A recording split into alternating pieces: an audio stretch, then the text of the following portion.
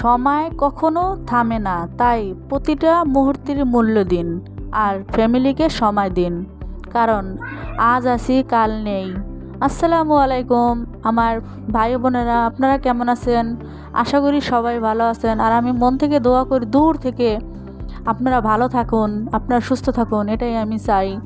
তো আজকে আমি একদম সিম্পল ঘরোয়া একটা রেসিপি নিয়ে আসছি, দেখতে থাকুন। তো আমি এখানে পাস্তা নিয়েছি হাফ কেজিরও কম, বটবডি নিয়েছি, সস নিয়েছি, আর হলো কোয়েল পাখির ডিম নিয়েছি। এবার আমি চলে যাই মূল রান্নাতে, কথা আর বাড়াবো না, দেখতে থাকুন। তো আমি একটা কড়াইতে আগেই পানি বসায় রাখছি, পানিটা হালকা ফুটছে, ফোটার পরে আমি এখানে পরিমাণ মতো লবণ দিয়ে দিলাম। লবণের পরে আমি পাস্তাগুলো দিয়ে দিলাম। তো এখানে আমি 2-3 টেবিল চামচ সাদা তেল দিয়ে দিব, কারণ পাস্তাটা যেন একটার সাথে একটা লেগে না থাকে, এই কারণে আমি তেল দিয়ে দিলাম। তো আমি এখন নাড়াচাড়া দিয়ে মাত্র 2 মিনিটে পাস্তাগুলো সিদ্ধ করে নিব। আমার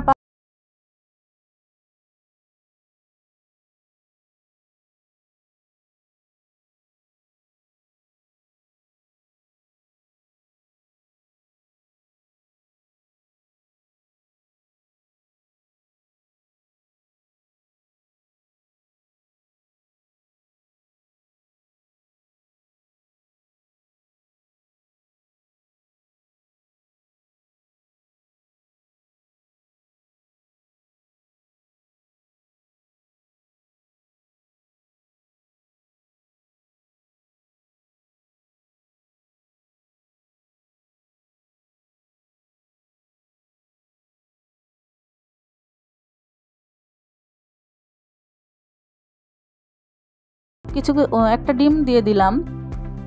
তো আমি এটা কোনো চিকেন দেবে না, এটা আমি শুধু এক পদের সবজি আর ডিম দিয়েই রান্না করব আর সস দিয়ে। আপনারা বিভিন্ন সবজি দিয়ে রান্না করতে পারেন, কিন্তু আমার বাসায় ছোট বাচ্চারা আছে, তো এই জন্য ওরা সবজিটা একটু কম পছন্দ করে। তো আমি এখানে অল্প লবণ দিয়ে দিলাম আর কিছু কাঁচামরিচ কুচি দিয়ে দিলাম, কারণ পাস্তায় আমি আগে একটু লবণ দিয়ে দিছি।